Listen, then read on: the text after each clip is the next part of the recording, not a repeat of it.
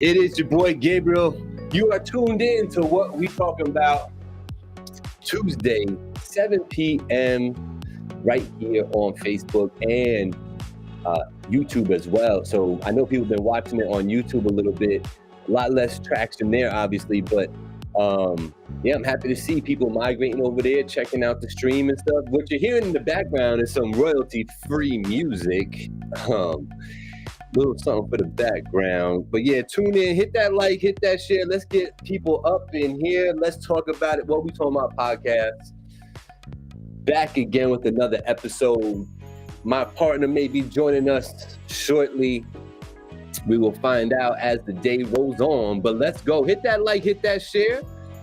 Let me see who's joining us already. We got Angie in the building, of course. She's in the building. What's up, wifey? She is home from work, feeling good, about to get something to eat, so she's feeling fresh and clean now, so she can do her thing. Shout out to Hazel up there, hanging out with her. So, all party people, hit that like, hit that share. What we talking about? We got a few things to talk about today. We got a cool 3 the hard way coming today. Got my man Jay Arroyo in the building. He's going to be joining us live right at 8 p.m. Make sure you hit that like, hit that share. We're going to do this 3 the hard way today. I'm really looking forward to it. Jay Arroyo is a Voice of the Valley alumni. There is kind of a theme, I have to say. There is a little bit of a theme to everybody that's appeared on the show so far, and it was not on purpose. But all 3, after tonight, would have appeared on the Voice of the Valley show, where we interview local, wonderful talent like yourselves, and beyond. You know, I've gotten to touch some pretty cool rooms that had some cool people in it, and I was able to interview some really cool people. You know, DJ Mr. C comes to mind, Big Daddy Kane's DJ from back in the day, still does his thing on Sirius. KL Rockwell, what's going on, brother? And then KL Rockwell shows up as I'm talking about, you know, DJs from back in the day that were doing their thing. Shout out KL Rockwell. He's one of them dudes that was around during the beginning of this whole thing. You know what I mean? So if you ever want to go listen to a cool interview, check out my my page, Finally TV on YouTube. Check out KL Rockwell's interview, man. It's a straight up. It is like a look back in the day at hip hop, kind of like how it all started, if you will. You know what I mean? So shout out KL Rockwell. Thank you for joining us, brother. I really do appreciate you. Make sure you hit that like, hit that share, so everybody knows that you're up in here and that we're going to get together. We're going to get this one cranking and popping today. Like you see, my partner may be on the way, but we're going to learn that as we go along. You know what I mean? So today, need y'all in the building. We got some cool things, like I say. I want to do a couple other things. I want to let y'all know that, you know, the next Voice of the Valley showcase is coming. And if I have it my way, it'll be during the summer, preferably July or before, not to pigeonhole myself into when I want to do it.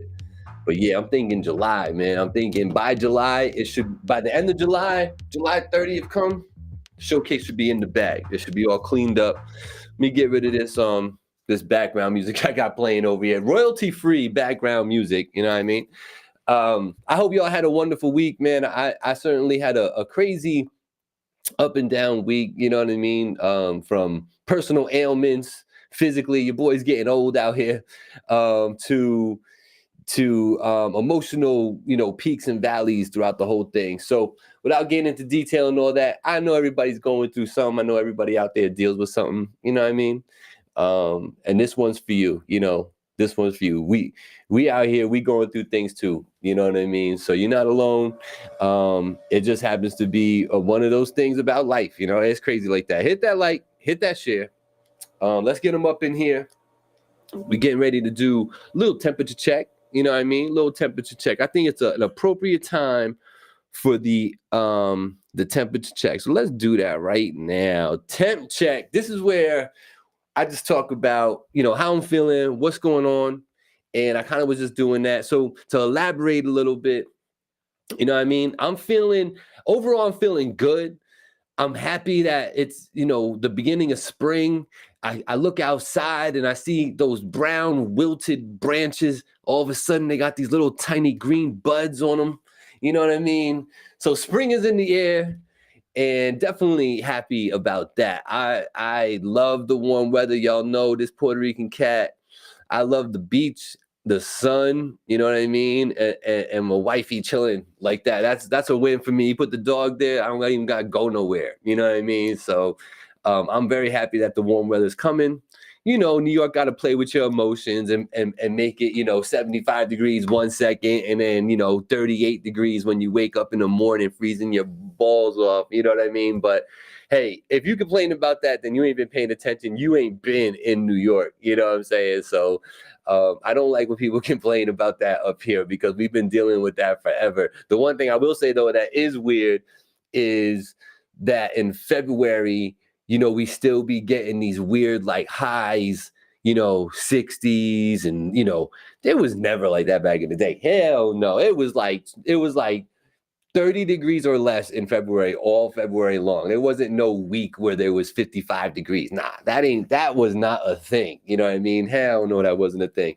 Hit that like, hit that share. What we talking about today, if Black doesn't join me, in the description, I have the link so you could join me on the show. And that's for all guests. That's why it's there. It's made public like that because I want y'all to come on the show. Definitely, 100%.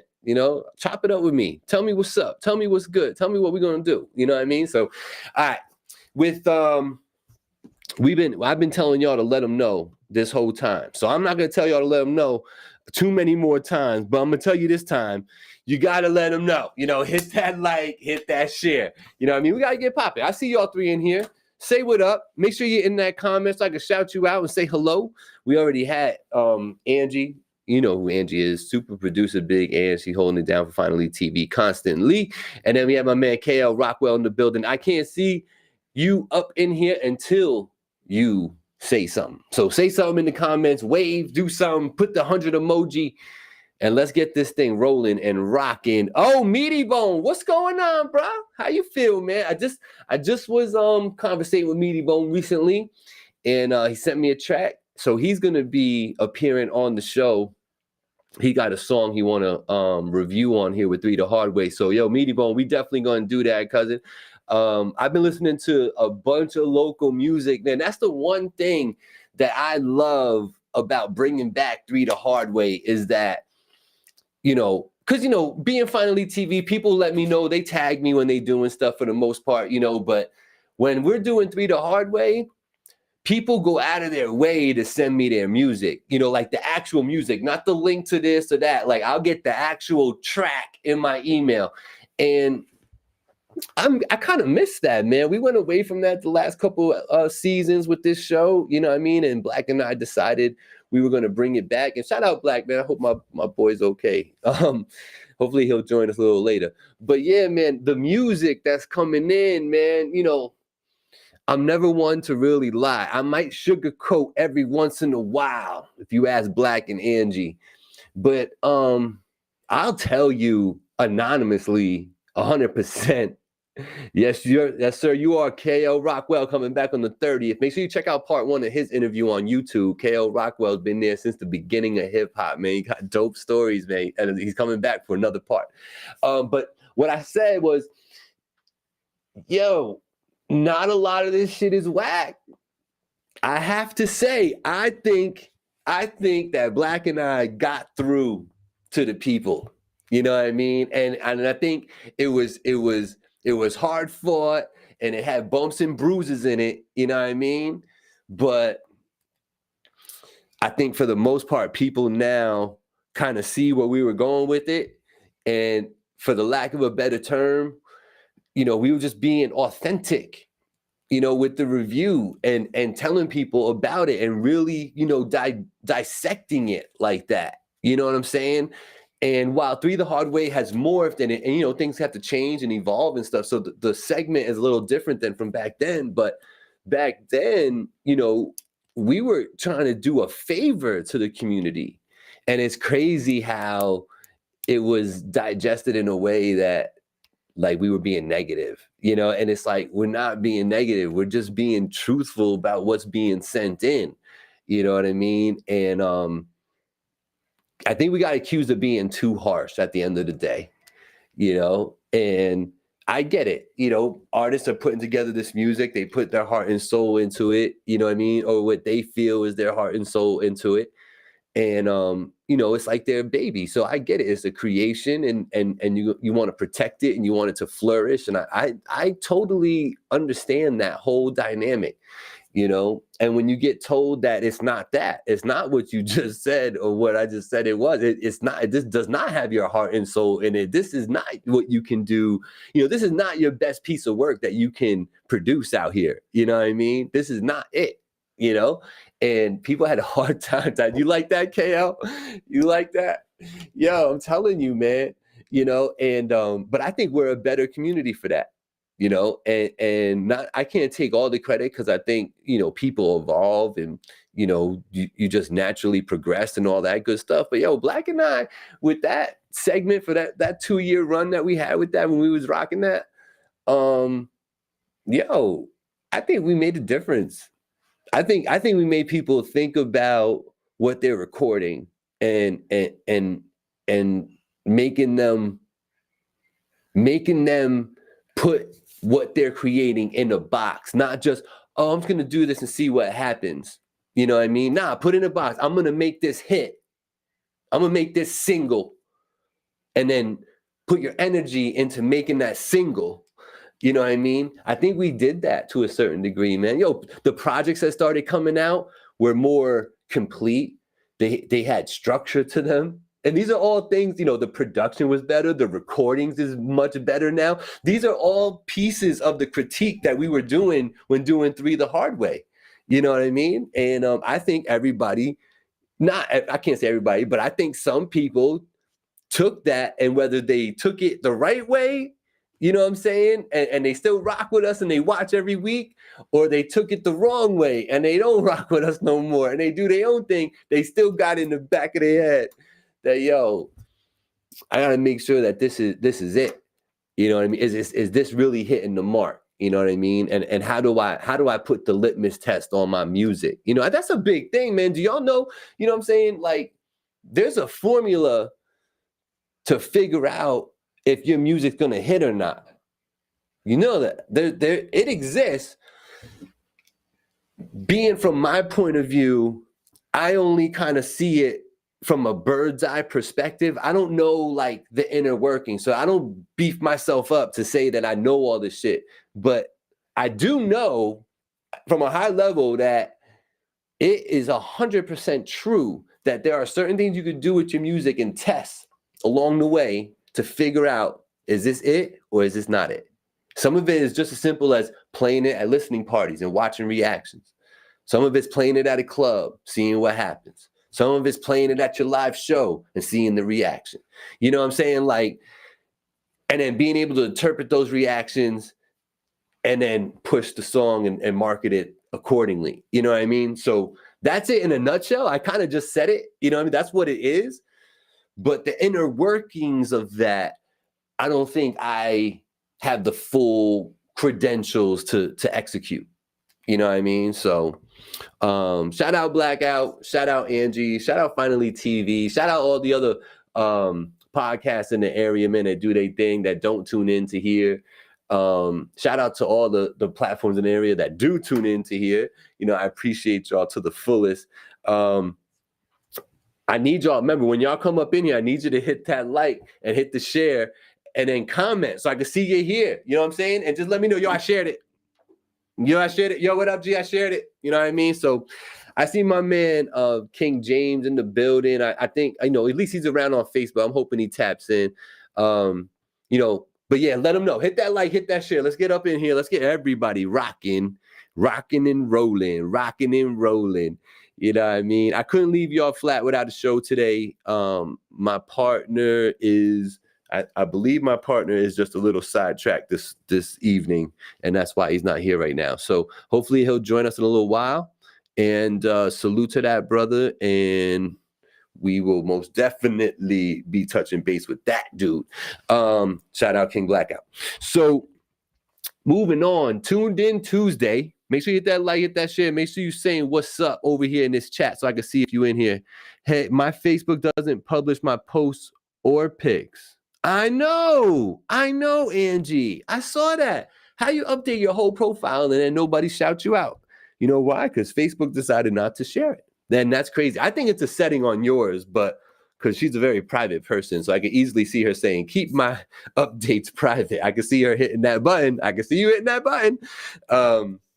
But Tuned In Tuesday, this is where we talk about, what we've been listening to, what's grabbed our attention in the last week since the last show. And for me, the one thing that stuck out to me, I wasn't listening to too much music besides the stuff that was getting sent in to me for review and stuff. I didn't go back to listen to the Lil Durk joint. I know it's good. At least half of it is good. The beats are rocking. Oh man, Monster's in the building. What's up, Mons? How you doing, my friend? Yo, I want to proclaim to the world that I love you, brother, and I miss you, man. I don't know why we don't chill, but you know what I mean? I still love you, cuz. Just talking about on Tuned In Tuesday, what we be watching or what we're listening to. So for me, man, the one thing that sticks out is, 2 Chainz got on Nori. Salute to Nori, man. Like, it's crazy with Nori and Mons. I'm glad Monster's here because he'll know what I'm saying. You don't understand the 180 it has done with me and Nori.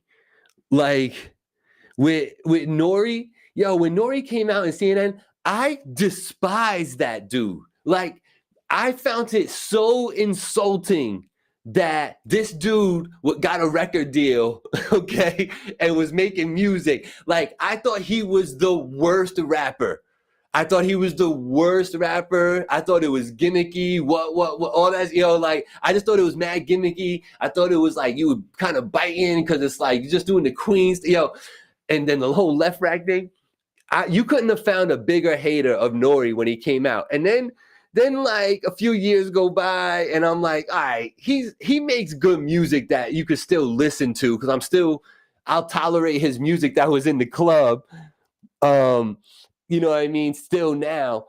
But now I love that dude. That dude stood so true to his game and what he was good at and stayed on the course for success and owned the music business for years, right? And then did this whole Drink Champs thing, man, and the podcast. And so salute to that, brother. Yeah, right, Aaron? Salute, right?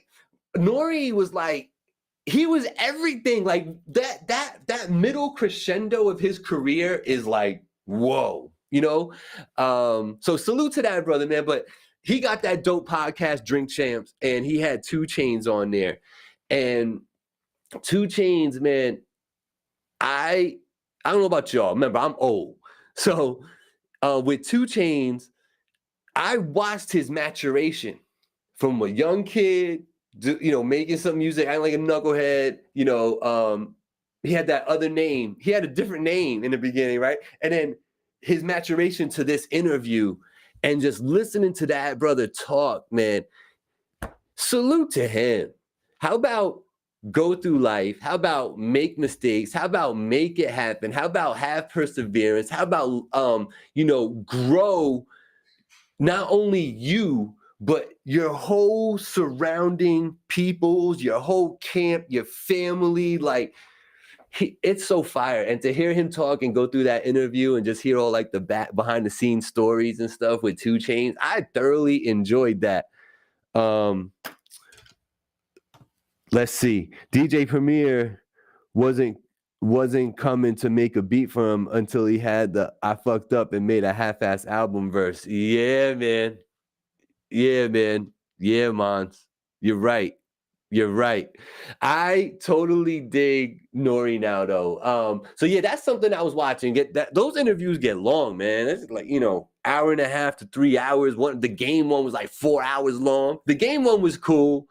I just don't understand Game. Like, he's such a weird dude, like, overall, right? Like no cap. Like, he's a little weird. Like he was wearing the mask in the whole beginning of the joint. Like I just don't get it. Yo, hit that like, hit that shit. Make sure you comment. I want to know if you're in here. You know what I mean? And say what up, chill with me. If you want to join the show, I'm gonna say this again while there's more people in here. In the description is the link. All you gotta do is copy that link, paste it into your phone browser. You can't just click the link, but you got to copy and paste it into your browser on your phone or your laptop device, whatever.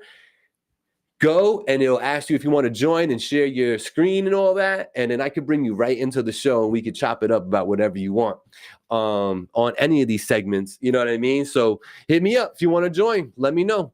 Especially when my partner's not here. You know what I mean? When my partner's not here and we got to do solo shows and stuff, I'm all for, bringing the people on and having that conversation. So hit that like, hit that share, please. And comment in there, even if you just give me the 100 emoji, just so I know that you were here and you were having fun and you heard it. Even if you do that and leave, that's all I need, baby. Let's go. Yo, NHO Bravo. Yo, Brob. Before I tell about what I was listening to, yo, that song, bro, that you sent, we're going to have to talk about that. You're 100% coming on this show next week, maybe today, fuck around, but 100% by next week, by the end of the show, this song would have been played and we're going to talk about this one. What up, Angie? That's right. So that was a side note. Anyway, the one thing I did get a chance to listen to, and it's not that I actually listened to it this week, it's that I was reminded because I was going through my phone, yo, bro, 100%. I was reminded that, yo, did y'all peep the joint Apophenia? It's a joint with Osmond Benjamin, Chris Rivers, Denzel Porter, Tony Chalk. Do y'all know what I'm talking about? Y'all know Osmond Benjamin, he from this area. Chris Rivers from the Bronx. I actually interviewed Chris Rivers. It's I got a 6-minute interview with Chris Rivers, just me and him. Salute Big Veg on that one. Yo, have y'all peeped which one I think I sent to? The track that Drawzilla produced for you. What did you play on the show, Aaron? The Osmond Benjamin joint? Yo, them brothers can rap. Like, did you hear? Yeah, no, we're going to talk about that, Brav. I got you. See, Brav is like a co-host in this bitch. Salute, NHO Bravo. No handouts. Now, Aaron, salute to you for playing that joint with them 4 dudes on that album. It's not that long. They, both of them was produced by Drawzilla. All right, I'm going to go look. Crazy for You? Is that a name of one? The one that has a title and it ends with you. That's the joint I'm talking about, bro. I see you, Brav. You think you slick. Out here with that bravado, tough, I don't give a what attitude. And then you drop, I seen you. You're not fooling me, cousin. You're not fooling me. So anyway, yo, hit that like, hit that share. Let's get people up in here. Let's keep talking about this. But what I was saying is, something I was tuned into was that album, and them brothers can rap. Salute to those brothers. Go check that out. Chris Rivers, Osmond Benjamin, who happens to be from the 845. I actually met him. I didn't get a chance to interview him. I was this close to interviewing him at Drumline Studio. Shout out to Drawzilla. He had one of his events. I was there. I was doing a little bit of coverage. Osmond was there. It was early. It was like 2 years ago. So he really didn't blow yet, but people knew that he was on the verge. And I didn't get the interview, but I met him. He's a cool dude. And I got a little bit of, you got a little bit of range, brother. But I'm happy you said that. The vocal, your voice and how you're using it. You could take, for instance, take your verse from 4-Piece Wing and then take your verse from that joint. Not that it sounds like a completely different person, but definitely shows range. And we're gonna talk about that one. So yeah, that's what I was tuned into. Y'all can let me know what y'all listening to. You know what I mean? And like I said, in the description is that link. Just copy it, paste it into your browser. Join me on the show if you would like to. So let's move on to this, man. Let's go on to other things, right? So that's what I was tuned into. This crazy world, man. So this joint over in Ukraine with Russia, you know, like me and Black was talking about last week, we can't do a show like this and have any type of reach, whether it's to, you know, one person or 200 people, you know what I mean? You'd be remiss if you had a platform, you don't mention the fact that we all want this to stop. This is wrong. These people are now being bombed in shelters that are supposed to be for civilians that have nothing to do with this. It's a known fact, you know, rules of engagement and all that.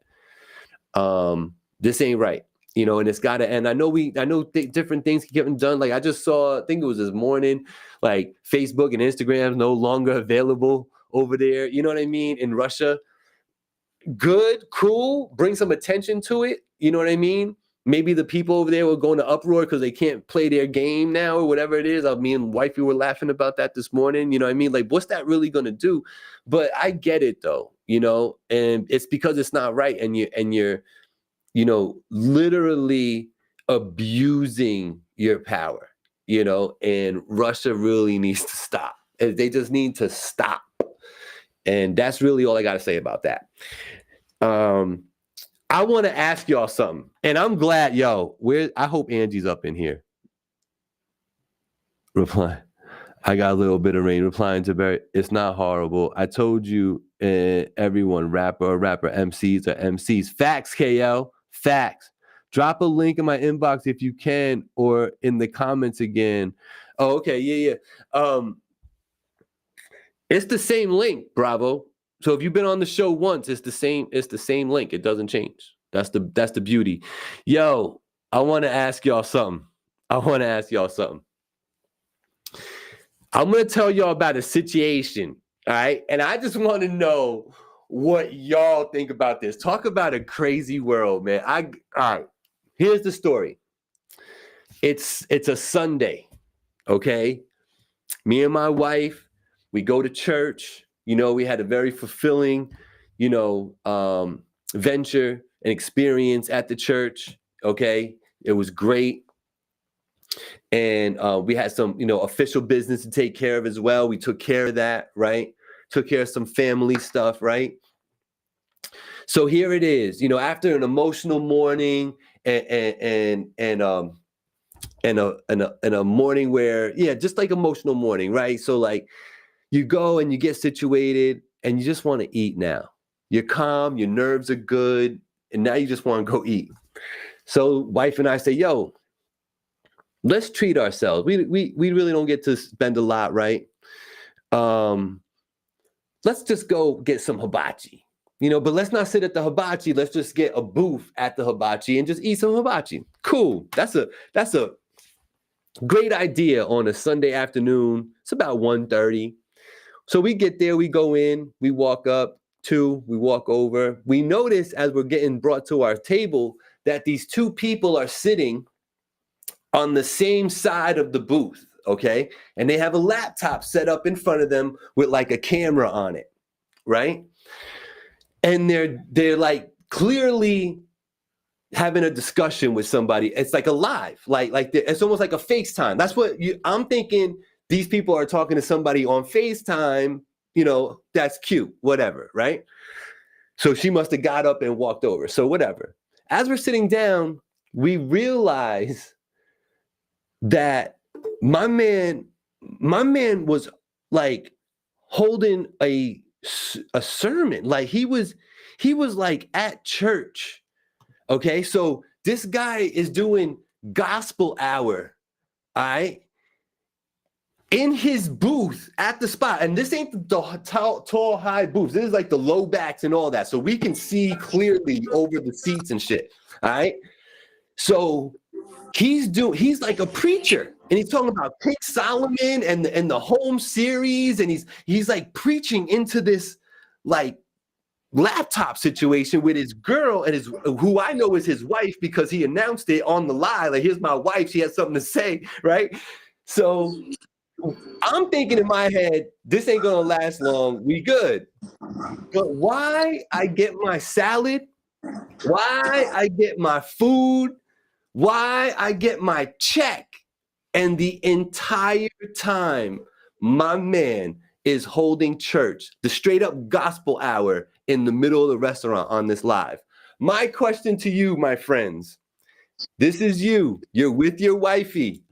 You went to go eat something, and there's gospel hour happening right in the booth behind you. What do you do? What do you do, bro?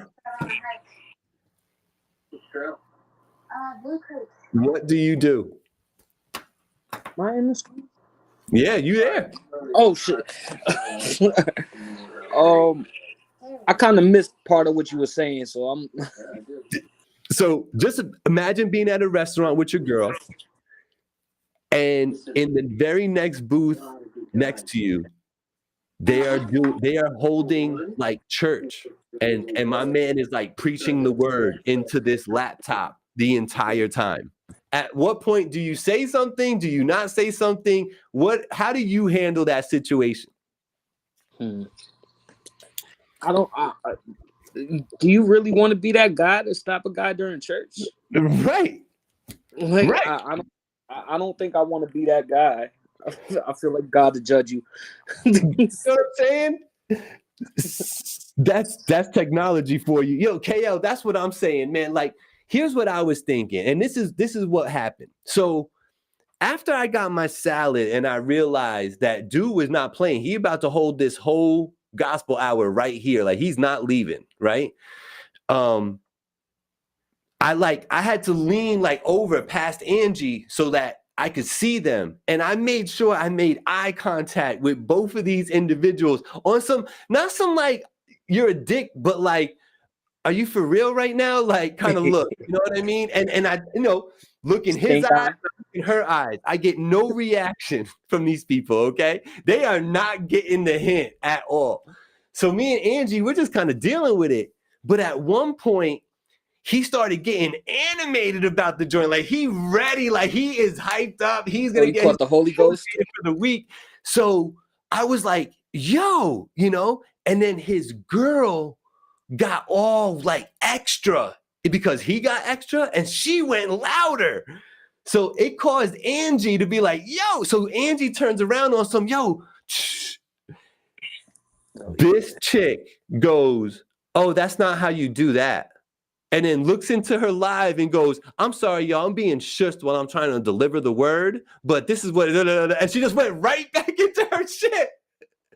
And then they continued all the way through dessert, and like we walked by them, giving them the stank eye, and they were still preaching. You kind of see that coming because like if somebody's doing that in a public place, right? Mm-hmm. They know that it's with the premise that we're speaking the word. So if you say anything to stop what we're doing, you're automatically the bad guy. It doesn't even matter because of the subject matter. It's like when someone comes out with some really positive messaging, it's like it's so positive that you can't go against it. Mm-hmm. But it might not be real, so you might see flaws in it, but it's so positive that you can't say something. See, you're kind of saying what KL Rockwell's saying, enjoy the time, right? And I get that. Here's the thing. When he was first talking, I was actually sitting there going, yup, that's true. Yup, I agree with you. Know what I'm saying? Like, I'm like, yo, he's talking that ish. Because in my mind, I'm thinking, like, it was almost like, I know he's going to wrap this up. But what he's saying is true, like a motherfucker. You know what I'm saying? Yeah. But he kept going. And then he started reading, like, quoting the Bible and scriptures and shit. I was like, yeah, that gets to be a lot especially in, because COVID messed things up so bad that now things like that are normal. Mm-hmm. So now it's like, to us, that's outside the box, right? Because we're used to a certain thing. We're used to the word being in a certain place. You have to go seek out the word, or you might stumble across it along the way. If you go into a subway, then you Mm-hmm. find people posted up in certain places doing that. So you expect that to be in a certain place. But now, because of the way COVID made things, where these large gatherings were abnormal or against the rules, so now things like this, Zoom calls and things like that, are the. So now we put ourselves in a position to where you can do certain things anywhere. So now you run into people at places, establishments where you're trying to dine and enjoy your meal, doing things like that. Disruptive, people, you know. People are all types of weird out here, bro. You know what I mean? Like, Bro. you know, like Monster says, lucky he wasn't there, because Mons would definitely say something. Because you know what it is for me, and this is what I was saying to Angie, and this is just the truth. There literally is a time and place for everything. Yeah, and also, you know, I look at I tend to analyze people, and the way you respect other people's space will tell you a lot about a person. So if you're willing to go to, for example, an establishment like that where most people are there to enjoy their meal, maybe a date, you're trying to get into whatever you're there for, but you're not there to be loud and obnoxious, right? So I feel like if someone's choosing that place to do something like that, then you don't respect my space at all. So why should I respect yours? Right? It's just, you know, like I said, the content matter makes it hard, because like, do I want to be that guy? Like, people, for example, right? Say somebody walks in on that exchange, right? And you say something and y'all start engaging and arguing, and somebody walks in and just sees the incident, right? Yeah. Well, what was going on here? Oh, well, he was doing a sermon on his. He stopped him while he was doing a sermon. Like, you don't want to. Yep. It's a lose-lose. That's why I didn't say nothing. And like, you know, quite honestly, I don't think Angie would have said anything either. But the fact that the chick, like, because he got so animated for a second, the chick was just feeling that it. That's a new thing now, because that's a whole different argument. Because now you're blatantly disrespectful. We tried to peacefully. You know, can you just bring it a little bit? And you went on to, now you're directly disrespecting me. So now that invites a different conversation. But you know. Yeah, man. So at the end of the day, it sounds like for all the people I talked to, half the people would have said to them, hey, do you mind keeping it down over here? Yeah, maybe ask nicely the first time, which I feel like from what you explained to me, I kind of did. Maybe it wasn't because it was, maybe it was 'cause it wasn't verbal, so it came off the wrong way. Yeah. You know, if somebody do this to me, I might take it the wrong way without any context. You know, so it might be that, but 100%. The chick even acknowledged, she's like, I'm being shushed in a public place. I was like, bitch. Like, yeah, right. I'm like, damn, I gotta be the content of your like sermon? if you would have said I'm being shushed in my own home, I got an issue with that. You know what I'm saying? But you're not in your home. And KL seems to think like this is okay. But KL, I'm trying to tell you, man, it is not okay. Our reaction to it was very mild, and we let them do their thing, and I just giving them some eyeballs, like, are you for real? But what? I feel like, I'm sorry, I didn't mean to cut you off. I feel like as a human, right, you should be, when you do things, you should just be aware of other people. So yeah, we have to deal with things that are going on outside, because not everybody is raised with manners or respect, and you can't just, every confrontation ain't necessarily worth the confrontation, right? So yeah, you got to deal with things, but also people have to be respectful of other people around them, and if you're not, you invite whatever comes with that. You know what I mean? So right. And Monster makes a good point. A restaurant technically isn't a public space. It's a private business. So like, that's true too. If these restaurant owners would have walked over on some, hey, can you not do that here? Were they thinking the same thing we're thinking? Like, probably. You know what I'm saying? Because you're making it awkward. Because that's bad press. As a business, that would be bad press. The thing that I'm saying, right? Because they're live. You don't know if this guy has 4,000 people in the area. Yeah. You know what I'm saying? He's boycotting your joint. You know what I'm saying? Yeah. Like, you can't have that. That could get messy. That's not. I don't know. See, as the business owner, like, for example, right? If your customers are coming to you like, listen, what's up with this? Can you, not necessarily have them leave, but have them bring it down so they're not right. Let them work in their own disrupting space. what we got going on. I can't hear the conversation we're having. That's our only problem. You know what I mean? I think that would be on the business owner to approach them like, hey, we're not asking you to leave, but can you bring down the volume a little bit so it's not disrupting our other customers? Right. Because we have business to do. Right. And I think, that's more, that probably would have been the way to go about it, but the business owner might not. Everybody smoke. They don't want to, especially now that like people are just getting back in the swing of going out and shit. Can you imagine being a restaurant and then a whole movement of like 3,000 people boycotting your culture and he's against God and not right. Oh, they're from Japan. They don't even believe in God. That type of shit. You know what I'm saying? Yeah, you don't want to. Religion is not something you want to have. The debate about your business. I don't mean to cut you off, but if I don't get this off, I'm going to forget. I just wanted to make it a point to come on my fucking platform and say that that's some bullshit. You know what I'm saying? Like, you can't be going in, like, I'm not going in a restaurant and conducting this show. Exactly what I'm doing now is exactly what these people were doing. They were just talking about church. You know what I'm saying?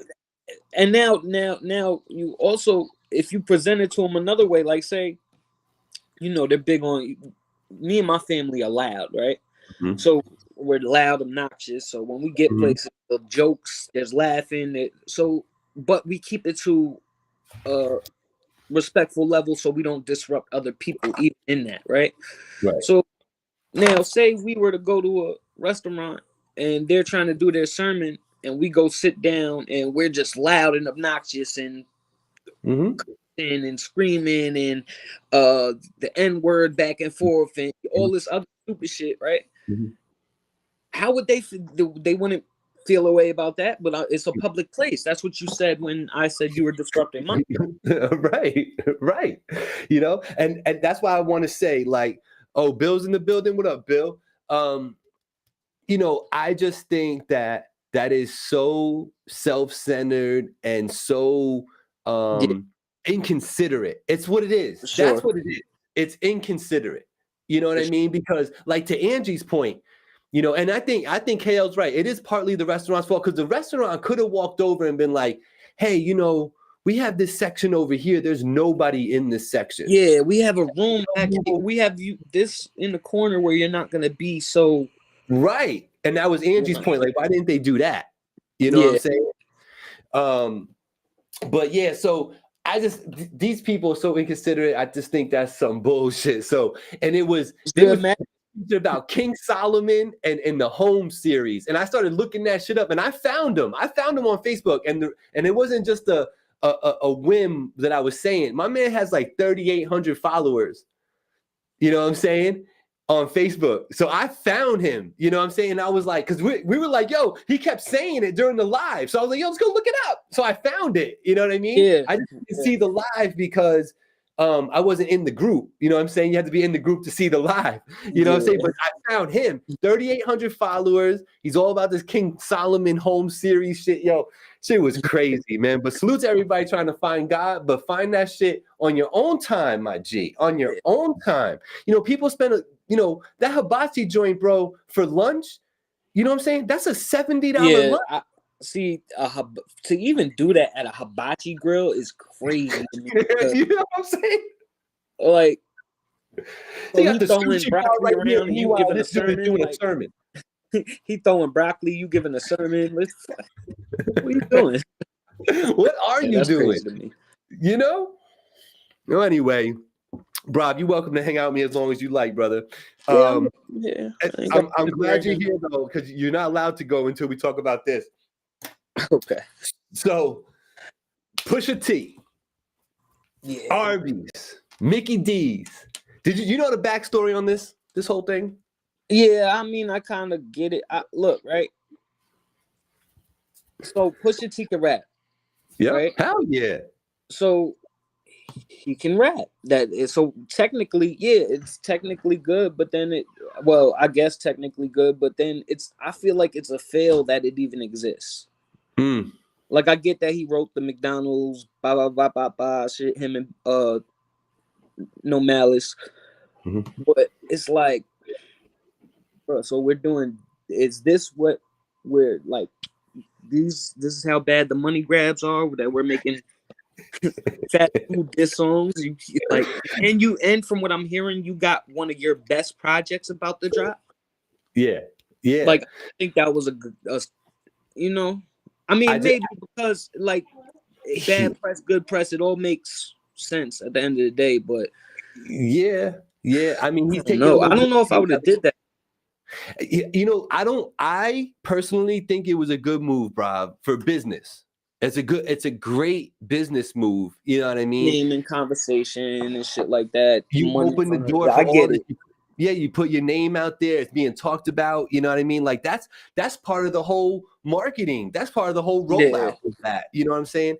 But yeah, the whole backstory with him coming up with that jingle for "I'm Loving It" and feeling like he got undercompensated and how McDonald's held out on him, and that's why he chose to rock with R&B's to do that when they asked about it, because he had a personal vendetta. Now, you know he also wrote "We Have the Meats," right? Isn't that crazy? That is pause, first of all. Yeah. like pause, first of all. But Party wrote the Liberty. Oh, that's dope. Partisan Fontaine wrote that. I mean, but anyway, since that's in the conversation, did you hear the Tory Lanez party diss? No. Really? You should I didn't. I gotta go listen. Let me write that down. Wait, so party and so wait, it's Troy's verse party? It's Tory Lanez. It's called Cap. You should listen to that. I'm gonna listen to that. I'm listening to that. Because I think that's a conversation that needs to be had, because I feel like Partisan should be responding. Yeah, no, we in there. We doing that. KO, man, I appreciate you being in here. I want to shout out other people. Brav, you got a big shout out from Mr. Matt Santoro of the Talkin Bout. Yeah, I know. I salute Matt. Salute. Yeah, he rocks with you heavy. I see my man Bill Skills in here. He be rocking on 91.3 Kiss FM. I've been trying to get this brother to set aside like a 15-minute segment of his show to show some love to the 845 and the music that's out here. Because I was just saying before, Brav, that I think me and Blackout single-handedly. One thing, the artists have to make radio-friendly music. Facts. And a lot of them don't. So it might not necessarily be on him. If the music is good enough and it's radio-friendly, I think he would play it. Yep. He currently will not play it though, even if you had a whole album full of radio friendly joints, because he's just not about that life. So I've been trying to convince that brother. Really? Because his show, if the music is good? Huh? Not even if the music is good?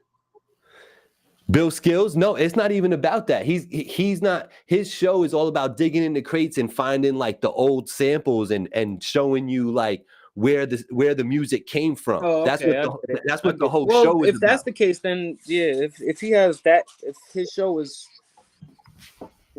about that, then yeah. What I'm saying, I'm trying to bogart 15 minutes of that show because he got wild listeners. You know what I'm saying? Everybody listens to him in Poughkeepsie. Like he be rolling around because he does it from 91.3 at Vassar.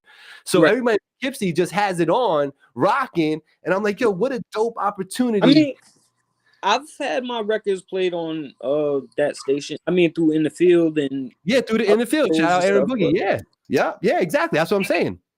Yeah. Usually it's never good. No, and that's what I'm saying, Bill. Like, I wish that I could just have a 15-minute segment where I do pull out the really good stuff. You know what I'm saying? Because like You know, I could think of a Brav song right now. I could think of a Blackout song. I could think of a Naija Chanel, Dan That Boy. one record you was talking about on the beginning of the show is a radio friendly record.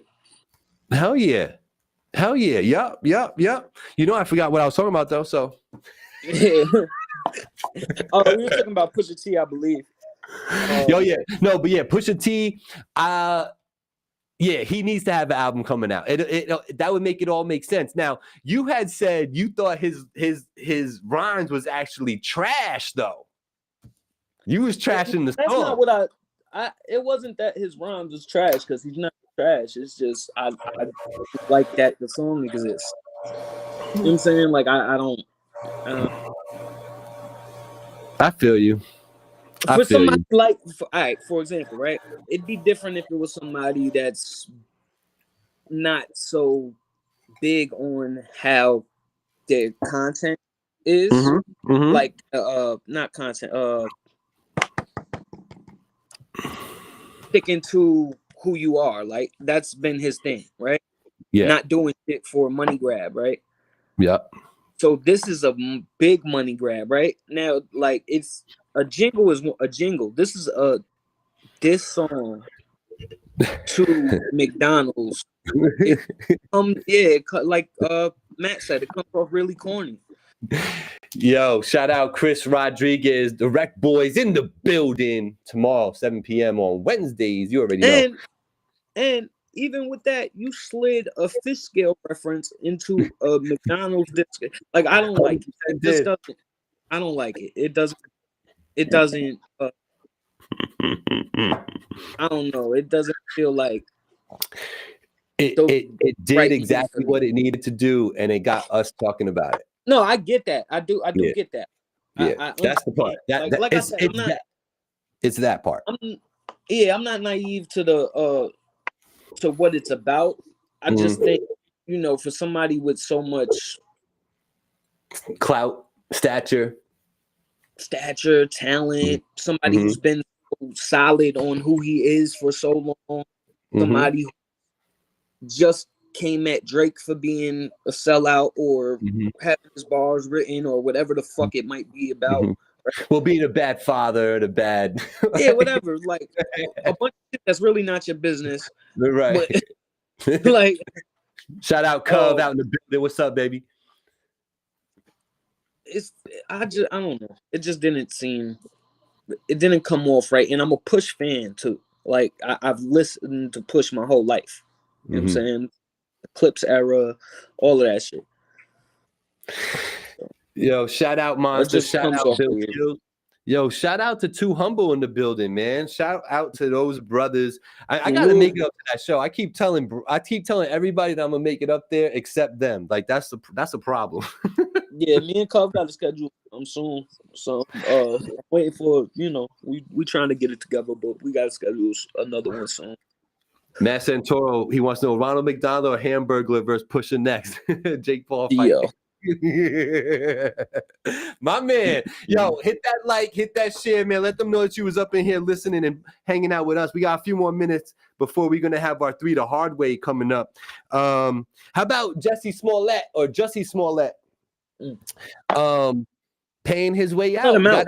He got out of his 150 days. He did 6 days. Like I don't like yo, I don't, I'm not like for lock up shit, but bro, shit like you just I'm with you. You don't have to say I that. couldn't have cried my way out of my charges when I went to prison and jail and all that shit. I couldn't put my hand in the air, even when they literally did illegal shit in my cases. I couldn't do it. So why does he get to do that?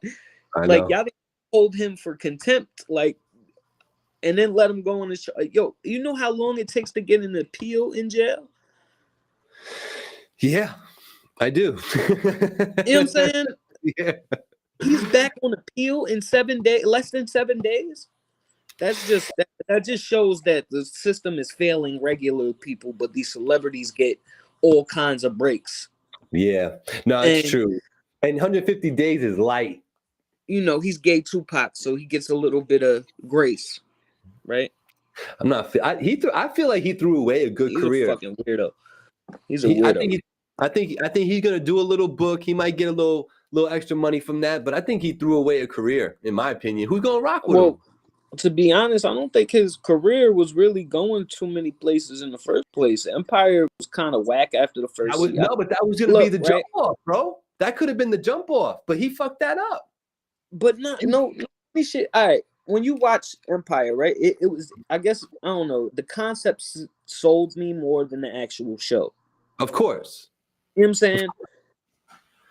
As far as the show goes, shit on the show too. The show wasn't really slapping like that, especially when you had other things to watch. You know what I'm saying? I don't rock with that. I think dude is corny. Why did he do that again? Yeah, in a noose over your neck, bro. Like, you know how people really like dying over racial injustices and doing life sentences and all types of shit going on, and you fucking faking them? Yep. Yo, we got Big Veg in the building. We also have Jay Arroyo. Yo, Brob, you gonna stick around for the 3 the Hard Way with Jay Arroyo? Yeah, sure. Yeah, sure. You don't have to. Don't let me twist your arm, money. Yeah, I don't want to stick around if any of my shit getting played. Well, you have to be on here live when we play your music anyway. All right. Cool. But so why don't you hang out? I won't make you critique it or nothing. I you know Jay though. It's not like y'all ain't boys. Yeah, no, I'll critique. I got you. I'm here. Yo, peace and love, Big Veg. Always. Yo, hit that like, hit that share. Make sure they know that you up in here. My last thing that I want to say, and this is just so I do the show the right way, right? We got a couple minutes before 3 the Hard Way starts. This is hold on. We got to do Blast Me for Blasphemy. And here it is. I know everybody's rocking with Bel Air. I know you are. I know you love the show. I know you look forward to Thursdays and all that. Cool. I might agree with you. Here's my thing. I think Will's a scumbag for dating Lisa. That's my thing. I don't care. I said it. He's not right. He's a scumbag for that. Out of all these girls, and you in LA, son, you from Philly, you could have any bitch you want. You got to have the one bitch that thought it was cool to be with Carlton. Are you kidding me? Right. I don't get it. Right. You're right. I know I'm right. But he didn't really know Carlton. Right. And Carlton treated him fucked up when he got. He did, and he's mad corny though. He'll treat him fucked up. But he's mad corny for that. So why would you want the girl that thought it was cool to be with him?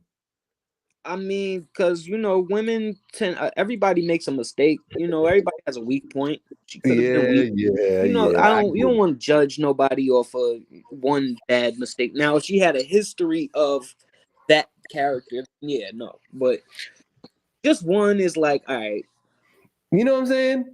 Yo, Veg, you can send me something for 3 the Hard Way. I set those up in advance though. If the person has a video for it, all the better, because then I don't have to create nothing. But yeah, send that podcast.finallytv@gmail.com. Podcast.finallytv@gmail.com. Send that through. We'll get that popping. All right. So as promised, we staying on schedule, and I don't care if they hate me now for thinking Will's a scumbag. He's a very likable character. Don't get me wrong, but I do think he's a scumbag for that move. And I also think he can find a prettier bitch. That's all. Yeah, for sure. I do like the show though. I think the show's is dope the way they redid it, but it's fresh. Yeah, they redid it, and I like the. Yeah, it's darker. You know what I mean? It's more true to what's really going on. What's really out here? Yeah. Agreed. Let's get my boy on here. Jay. We're gonna get Jay on here. Yeah, we're gonna do this is our famous segment. Shout out to Blackout. We do something called 3 the Hard Way. 3 the Hard Way is where salute to Blackout. Prayers are with him too. I know he gonna do some things right now. Yeah, he definitely going through some things, and That's the homie. So we know he's back full in effect. I know he got some traveling to do next week. So he's trying to be on the show at some point next week. So I was hoping maybe he'd join a little bit later today, but it's all good. Yeah, me and him are talking too, by the way. What's we'll that? talk about it later. Oh, yeah. So 3 the Hard Way, a segment where we're going to go ahead and play some music.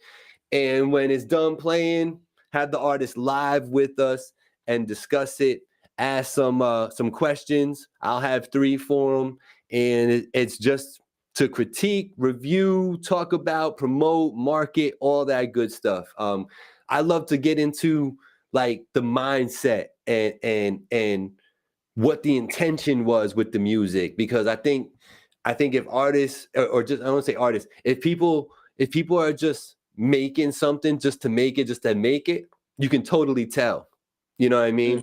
So I like to dive into the why with music, which is why, not that I'm not like a conscious rap type of guy, but I'll rock with somebody who's got a message in their music before I'm rocking with the one who's just spitting about the normal bullshit. You know what I'm saying? So like, that's just me though, you know, and then from there, I'm looking at your words. I want to know what you're putting together, how you're putting them together, how many syllables you rhyme in, what's your flow pattern. I'll get into all that after that, but I don't even get into that sometimes if you're just on that regular bullshit. You know, my biggest thing when I'm getting with new artists or artists in general, right, is not necessarily just the technical ability, right, to put that rhyme together. That's not necessarily what I'm looking for. I'm looking for, does it make sense? Right. Like, does each line make sense with the next line? Does the overall song stay on topic? You know what I'm saying? Right. Like, your hook isn't about the club and your verse isn't about the streets. You know what I'm saying? Like, that shit. That's what I'm looking for. Yeah. And it's like, you can have some of that, but when it's all of that, it's just vocal projection, the way you say it, like, I want to hear it. I want to hear the emotion come through the speakers. Correct. You know, just like a prime example of this, KL Rockwell says, I love what you're doing. It's good vibes. Yeah, brother. I feel you, KL. I'll see you on Wednesday. Stay tuned. We just got a little bit more to go, and then we out of here. But we literally are just waiting for Jay Arroyo to wake up. He said he was gonna be getting a little tipsy and nice, and I think my man is out like a light right now. I'm gonna text him so we can I'm gonna wake his ass up right now. I lost my train of thought on what I was gonna say, but with this music stuff, I want to see. Babe, I want to see progression. Oh, what's that? Oh, I'm sorry. Hold on. I'll be right back. All right. You ready?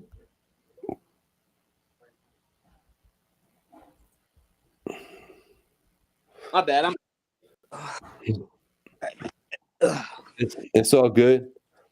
Oh, there you go. Oh, Jay, I see Arroyo in the building. Good, brother. Good, y'all. What's going on, Jay? Ain't shit, just whooped ass and pulled. Yes, you sir, did? Yes, you whooping ass, or you got your ass whooped? Nah, today I took home a few dubs. Oh, you took home the dubs. Okay, so is it a straight up league that you're in right now? Yeah, it's like 8 of us. Oh, okay. That's what's up. Jay, man, I know we was talking a little earlier and how, you've been kind of busy. Like I feel like you on your horse right now. Talk a little bit about where what you're doing with your music and where things are heading. I feel like I've been playing in the background a little bit, just working and getting my shit together. But I got a lot of videos coming, more than like projects. Got you. Yeah, that's what I'm saying. Like, so you're starting to put together some visuals for your work now and all that good stuff. I see you working out here trying to put together songs with features on them and all that. Like, there's something to be said about that. I can appreciate your humbleness, but you out here working, brother. Yeah. You know what I mean? Forever. So what is the mindset with everything? How are you trying to push stuff forward, brother? Talk to me. Can you say that again? I couldn't hear you. No, I'm saying with the career, your music, Jay Arroyo, the brand, where you going with all this? Somebody told me, yo, just work and let everybody like speak for you, like let the work speak for itself. So me, I don't tag nobody no more. I put my shit out. I don't care who likes it, who don't. Like, I'm not chasing people to like my things anymore. But I'm an older artist, so it's like now I'm just doing it because I love to do it. Got you. I feel that, man. Is there any marketing plans? Like outside? I mean, I got a few people like that I could hit off. You know what I mean? But right now, I'm just like getting my ducks in a row to create something that. Because I already did like the shooting from the hip shit, you know what I mean? So now I'm trying to like actually get it together to where people always told me like the product was good, but the box ain't good. You know what I mean? So if you go to the store, what's in the box looks is really great, but the box is trash. So I'm just trying to get like all the like image things like correct. Yeah, that has a lot to do with like the branding and how you're pushing that, you know, and that's kind of like why I was asking you, you know, has a lot to do with the marketing of it though. Also, that's why I asked about the marketing plans, because branding and marketing is hand in hand. Not for nothing. Listen, right? The presentation is important, right? But we all see some videos that might not be the best quality go viral. It's all about how you're marketing it and how it's getting in front of the people. So I don't think necessarily like you want to put out clear product, especially for us that with as much time as we got in, right? We want to present something to people as clear as it could be, right? But we also want to make sure that with that clarity that the marketing budget is right. You know what I'm saying? We don't want to keep putting it out and just seeing what it do. It's gonna work. Like that's what I was saying. It will work. We just gotta market it. You know what I'm saying? It's not the content. It's not the music. I want it to look like it sounds now. Yeah. I feel that. I already had. I had those plugs already. It's just I wasn't using them. Yeah. Which is kind of what I'm saying. Like, you know, you don't want to put out a partial. You know what I'm saying? Yeah. Half-ass shit. While you getting everything in order, like, and that's the same thing. Like, while I'm getting everything in order, I'm making sure I'm putting that budget away to market it so that it gets to the people. Because it could be all-star production and still not get to nobody. You know what I'm saying? Yeah, for sure. Jay, with the mindset and you know the work that you put in behind the scenes to do something, are you thinking about like live shows and touring and things of that nature? Like, talk to me a little bit about that stuff. You trying to do some live shows? I mean, I got some things on the table that were offered to me, but at the moment, like, I'm kind of just focused on this project because I'm locked in with a producer that I wanted to work with for like the last maybe 8 years, and it just never happened. And now I got the opportunity to. So this is like, it's like my baby, you know what I mean? Like I'm rewriting verses like 3-4 times. So it's like I'm trying to make the best thing I can. But I got show opportunities for sure. Do you want to shout out the producer? Automatic Beats. Automatic Beats. Okay, there it is. And you said you've been chasing him for 8 years to do this, or trying to get together for 8 years? I got joints with him, but it was like I just never had. I don't like being like a fanboy, bro. So I never approached him about it. But then I eventually say, yo, I want to do a project with you. He's like, I'm down. So I was like, all right, let's go. Got you. Jay, talk about the song that we're about to listen to, 2200. How'd this come together? Originally, my first manager, like in like 2012, he put me onto Dub Aura, and he also put me onto Automatic. So I've had this verse in the stash for mad long, like the song for mad long, and I put it out like last year. But at the time, I was on deployment, so everything that I was working towards just got like frink. You know what I mean? Yeah.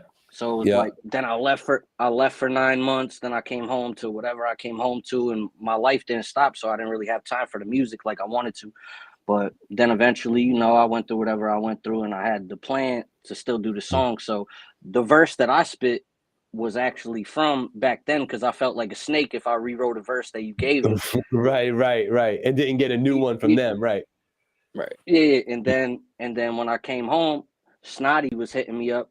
I think he's from Newburgh or Middletown, one of the two, and he wanted to work. So he pulled up to the retreat, and you know, we laid down like 2 or 3 tracks, and then I let him get on that because I just felt like he had the same energy that the track had. Yeah, Snotty be going. Snotty, yeah, he different. One of them. He one of them. All right, so what we're gonna do is we're gonna run this back. I told you I had a little surprise for you, just to see some visuals while your joint is playing. So nothing crazy, like I said, but so this is 2200, and it's Jay Arroyo, Dub Aura, and Snotty, correct? Those 3? Yeah. Produced by Automatic Beats. Produced by Automatic Beats. So I'm gonna let this rock full screen. The song's about like 3.5 minutes or so. We're gonna let it rock, and then towards the end I'll fade out, and then we'll talk about it. All right. Here we go. 845. Automatic. Hey yo, Jay. Niggas can't fuck with the God. Not at right all. now you tuned in to Automatic. I put you on it, that flow to blow out your speakers. Shit, I gotta get it, I'm like A working the cleaners. Shea Guevara demeanor, nobody meaner. Boy, I'm like Gilbert Arenas, pair of arenas. Ready or not, Brightland heavy with rocks. Wings on it like some Jeremy Scotts. Take mine, no, I'd rather you stop. Bunch of shooters that are red dot you like that red berry Ciroc. Who want a shot, nigga? But these shots is way different, always had a vision. Like that woke up in the kitchen, that stir when you mix it. That's what my aura like, so I flow with precision. 6 series all blue, Isaiah with the pistons. Guess I've been missing, you never been large. When it's over, hang my name up right next to the gods.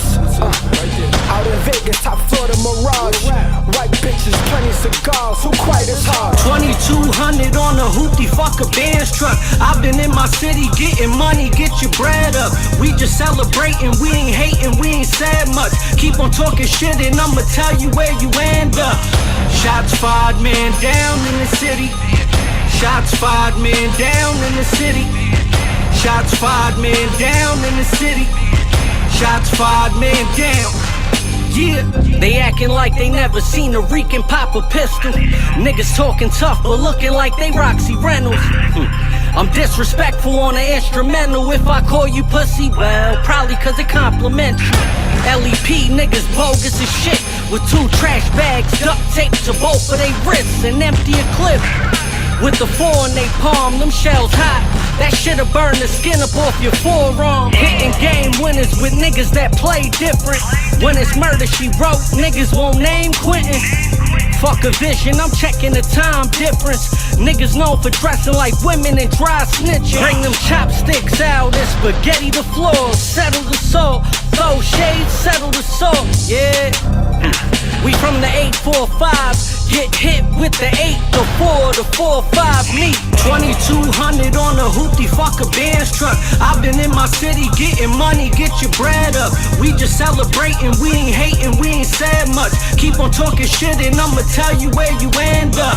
Shots fired, man down in the city. Shots fired, man down in the city. Shots fired, man down in the city. Shots fired, man down. Yeah. Look, I never put shit but that paper up on a pedestal. Mama asked why I'm still getting high, I need a better view. We was barely teens when we was blinded by the revenue. Hammer on me in church like only if the reverend knew. Fall back, take heed, that's what you better do. Learn to cook it up, now we manipulating chemicals. We ain't finished school, but we could break it down to decimals. And if we didn't kill them, we turned them to a vegetable. It's a wonder I'm still breathing. I lit this shit for real, play the corner with real heathens. Whipped up in coffee pots, could still smell the work steaming. Straight dropped it, they gon' keep coming back for a reason. 12 in the rear view, 40 on my lap now. Cuz talking crazy, be like, I ain't going back. Real stand up nigga, ain't never back. Damn, was 10 toes in it, they played the background. What's up? 2200 on a hoopty, fuck a Benz truck.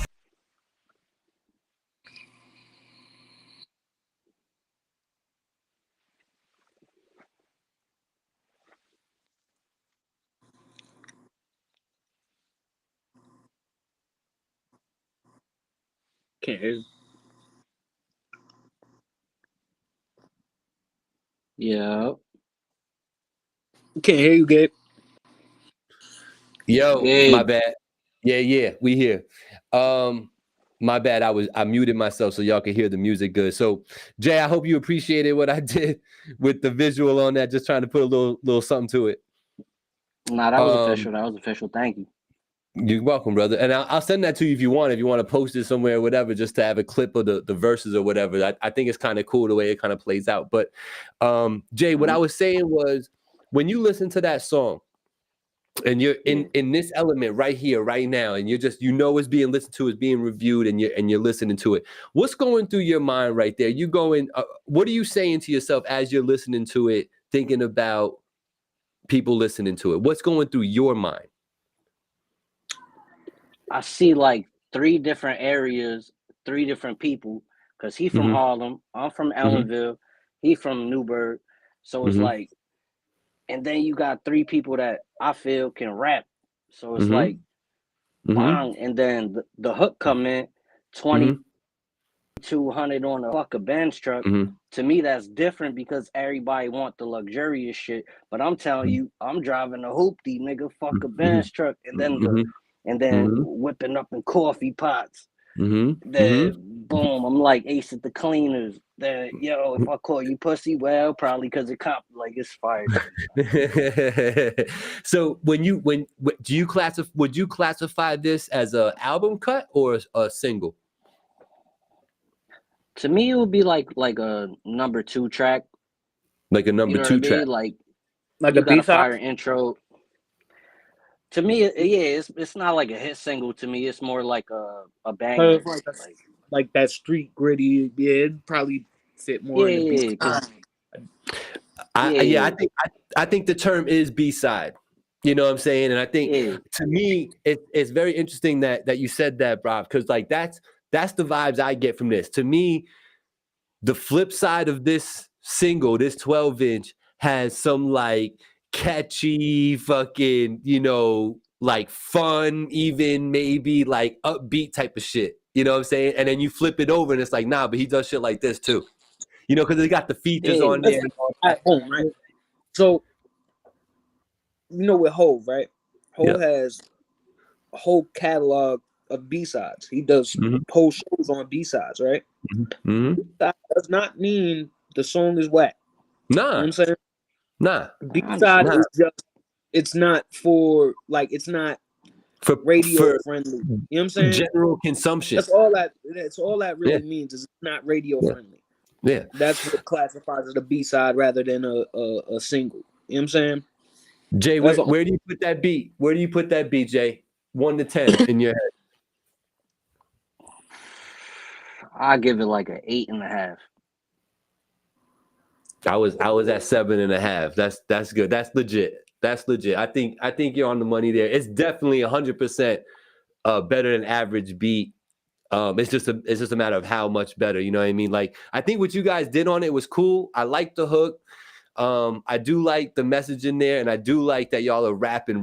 It's not, I'm gonna kill your mother. Where's the bitches at? You know what I'm saying? I'm on this street, like, you know what I'm saying? It's a solid posse cut. That's exactly what I would call it.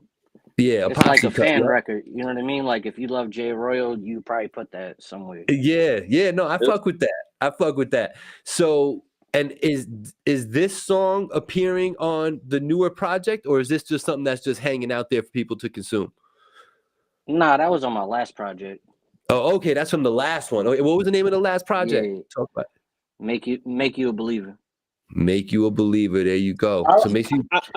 I got a question that might be a little bit off topic. Well, not really off topic, right? When as an artist, right? I like to do projects. I know we like to kind of like content artists. You know what I'm saying? So we like to do projects, right? In this era right now, do you think it behooves us to do the project or hit the single regularly? You know what I'm saying? You asking me or him? Said to push a single? You said to push a single or to make a project? would it make more sense for us in this era, right, to do the projects or hit them with a single every week? I think they're both valuable, but I think you got to hit them with the single every week before you drop the project. I think so too. I think you should do. I think it should be both, right? Like, I want to get. I feel like we should, especially like people in our position, right? We should be hitting them with a single every. If once we can get there, right? We stack up enough music, and then you hit them with a single every week, and let's say every 90 days or every 2 months you drop a little 10-song project. Mm-hmm. You know what I'm saying? Mm-hmm. That way you keep yourself in the conversation every week. You always in the new releases. You know what I'm saying? I think that's a like that's kind of like a lot of us I think 10 is a little steep though. Yeah, you don't a lot. 10, but I think 5 or 6 is like the money spot right now because people like I feel like that record is like an old school record. It's mad long, 3 verses. I feel like people it's now 230. Right. It's 1 verse and a 2 hook shit. 3 verses. Rob, let me ask you, and this for Jay too, because I want to hear the answers. But you had just said, artists in our position. What does that mean? What's that mean? Underground artists that don't have a major label throwing $250,000 into each single we put out. You know what I'm saying? We can't afford to invest the way the competition that the people we have to compete with can afford to invest, right? So we have to find ways to manipulate the system to keep us relevant. You get what I'm saying? Because we could drop music for the rest of our lives and never get nowhere because we ain't got enough money behind it. You know what I'm saying? But yeah, it's definitely money. If we get the formula and the like a good there's a way to manipulate it to put you in the algorithm. You get what I'm saying? Yeah. Jay, you agree with that sentiment? Yeah, you definitely have to be more consistent than other artists, but I mean, no, I'm saying what you guys are. Like not that part. Like, do you agree with what he's saying about how he's classifying you guys? Do you agree with that underground artist trying to make it low budget? Is that what you're saying? You agree with that? I mean, yeah, we're on the come up. That's how I look at it. You know what I mean? We're still trying to get respect within the industry. We might have respect locally, but we're still trying to get like in them circles with influencers. Right. You know what I mean? Right. So Bravo, you feel like you're upcoming too? You would classify yourself as an upcoming artist? Yeah, for sure. I mean, I ain't did a million records. I sold 150,000. I can't say like I ain't got no grant. Like what? Realistically, I got views. I've done numbers. Realistically, I ain't made enough money off rap to say I'm accomplished. I feel you. No. So the money equates to the accomplishment for you with the artistry. For sure. All right, right. To me, it does. If you could do, if you're in a career, if I'm in construction, right, for 25 years to retire, some shit like that. Yeah, easy. 25 years, and all I have my pension. I don't have no money saved.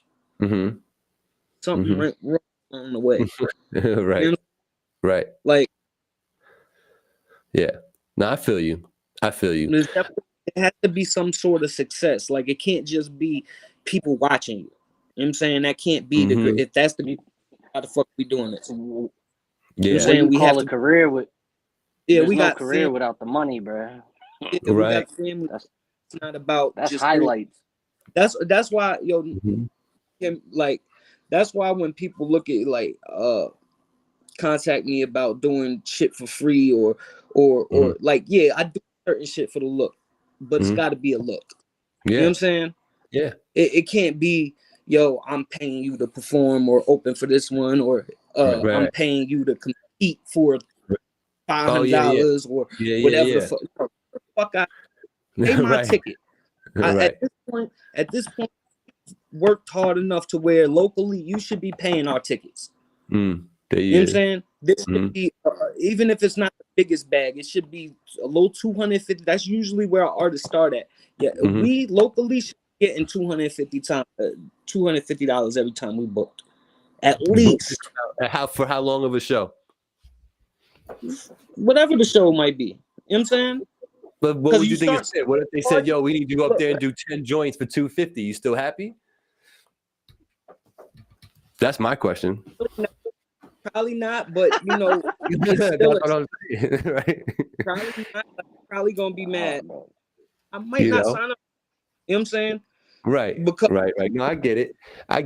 Yo, Jay, man, you got me super curious, man, with your new project, because if this is off the old project, and you spitting like that, I'm ready to hear the next thing. You know what I'm saying? I'm still gonna stay that y'all, both of y'all, use the N-word way too much in your raps, but we could digress on that one and agree to disagree.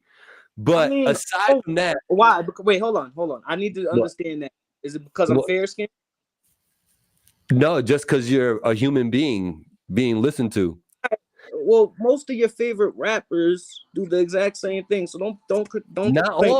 Not all though, bro. Not all. Don't paint that brush when Jay-Z. If we do an N-word count on y'all and Jay-Z, I'm telling you, y'all are like tripling and quadrupling Jay's N count. That's wrong. If we talking about Jay-Z, if we talking about DMX, if we talking about Big, if we talking about Tupac, artists, it's gonna be the same conversation. So we can't just do that. And I agree, and that's why y'all can. That's why you can live. That's why you could live. But I'm just saying, personally, from me, I'm standing on that comment. You know what I'm saying? Like, not nobody else. It's me. That word. So I know I'm not. I make conscious efforts to not use that word as much. So I know. Yeah, maybe certain verses, but it more so be because of whatever the verse is. I don't even care about that shit, son. He doesn't. Me and Jay talked about this already. He doesn't care. I don't give a fuck, that's the way I talk, and that's it. No, you know what I mean? I make a conscious effort to not. I'm just saying the N word though, but I make a conscious effort to not use as many curse words, right? Right. Because I feel you. Play radio. You know what I'm saying? But that's a B. That's a B cut though. Nah, but I'm saying no more. I'm yo. Right? My whole neighborhood is Spanish, bro. I could go next door and they saying nigga. Oh yeah, all day, bro. I don't give a fuck, bro. All day. That's why I understand it. I came up in that. You know what I'm saying? I came up in all that. I totally 100% get it. I just wanted to see why you were saying that, because you know a lot of people hit me with the you white and that you shouldn't. Bro, my dad is a black man. Right. Like I don't understand. Like, you know, I get it because outside looking in, you won't understand that at first. But you know, hit me with that. Like, yo, bro, do you know that my father is a black man? Like, he's darker than you. Right. No, I get it. I totally get it. But I'm saying that generally speaking. I'm not saying that to single out, because you know, me and Jay have talked. We literally talked about this. Like, we straight up had a conversation. What's up? Son, black people told me I could say nigga because they told me I was a nigga. I've been told the same. No. But then this is my reality. Then you get somebody every day I go outside. See, that's the problem. Like, you know, it's like, but when you get on the internet, it's different. Now you're not a nigga because somebody is. I don't give a fuck. I did shows in Florida, the Bahamas, Jersey, New York City. I walk off stage and people ask me for my Instagram. They don't say, "Oh, you said nigga, man." Yeah. Right. No, I feel you. People could tell when you're using that word maliciously, dog. Right. This is New York, son. This is New York, son. Big Pun, really Fat Joe said nigga. I could say nigga, son. I'm a nigga. That's what they told me. Like, I didn't come out the womb saying nigga. I went to lunch. We sat with all black and Spanish kids, and they said, "You a nigga." Oh, your last name is Roy. You a nigga. You Puerto Rican, right? I ain't so give a fuck, bro. Suck my dick, nigga. Jay, you can have that. All respect to you, man. All respect to you. That's life, bro. That ain't no fake shit. Nah, the internet made it that way. It's true. The internet made it that way. That part is true. I've tried to eliminate. Go to the Bronx and press every Spanish person that says nigga. You would have to fight 1 million people, son. It'd be too many. But I only say what I say from my own life experiences. You know what I'm saying? Because like I came up very similar to y'all. You know what I'm saying? I just did it 20 years before y'all. You know what I mean? And I tell this story all the time before we get out of here. You know what I'm saying? I was at a basketball court and we were all balling and my team lost. So I'm on the side. Somebody said they could rap. I told them they were crazy. So we started ciphering. And, you know, ciphers back in the day was basically a battle, but it could be like a 3 or 4 person battling all at the same time. So we all spitting verses, right? So, of course, I did my thing. I slay everybody. It's all good, right? Yo, this dude that was sitting down, older gentleman, probably, I got to say, he was probably like only like in his 50s. But back then, I was so young, it seemed like he could have been 80 years old to me at that time. You know what I mean?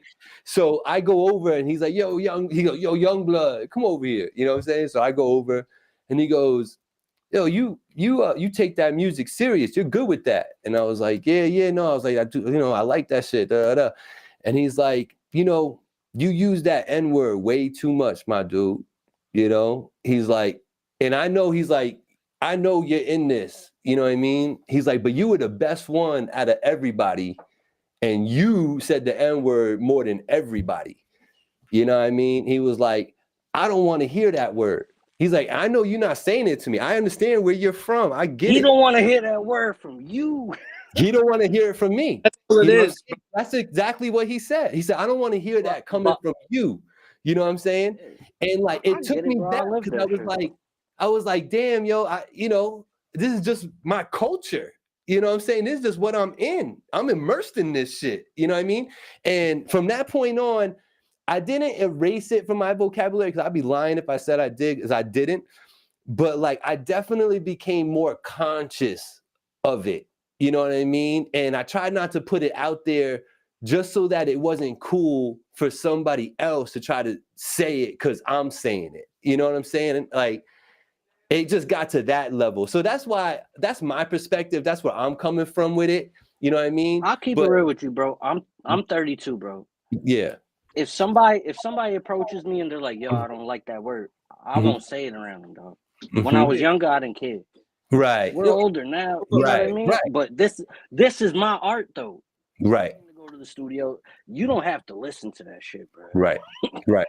Now in real life, I'll back down in real life, but in my music, that's my music, bro. I feel you. That's right.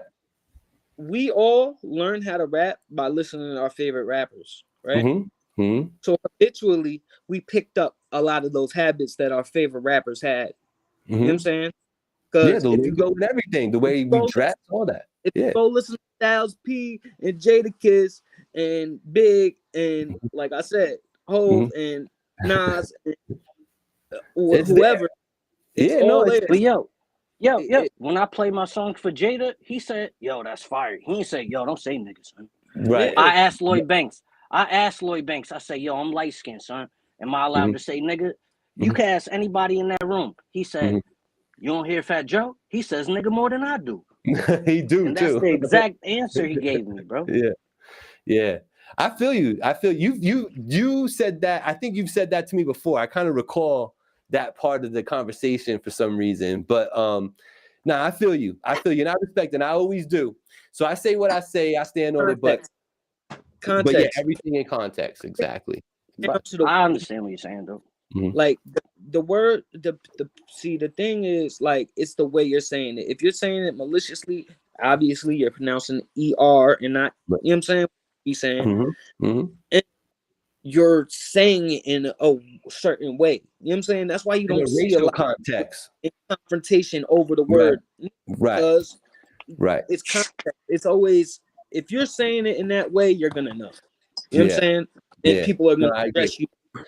Anybody who addresses outside of that specific tone about that is usually trying to incite something. You know what I'm saying?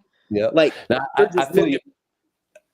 You know what I'm saying? I feel you. I do know what you're saying. I wish that I wish that y'all's younger selves could have experienced what I experienced that day. You know what I'm saying? Because it was different. I think we all had those experiences in You certain. know what I'm saying? It was different. I ain't gonna lie, it was different. For a the thing hot-headed Puerto Rican like me, our OGs are from Jay-Z and Big and Tupac era. You know what I'm saying? no, They're I get it. from I get the it. Black Panther era, which with the guy you're talking about, he was from that era because I'm gauged like you're a couple years older than us, right? Mm-hmm. You know what I'm saying? You came up in like what, early 90s? I'm 46. Oh, so you got like 14 you came on in then basically late 80s. I'm coming up in the late 80s and the 90s is my shit. You know? I just want to put this out there. I want to put this out there, sir. What? I've lived in Mississippi. I've lived in North Carolina. I lived in Florida.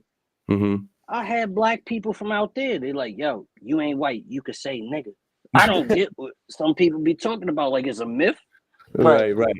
No, it's not. Like it's I feel like only lame niggas talk about shit like this, right? Yeah. What you trying to say, Jay? What you trying to say? No, not. I understand why you're talking about it. I'm not talking about but you. Sam. Like people that confront people about it in a certain way are usually some corny nigga that's looking for a problem. Well, yeah, no, I know.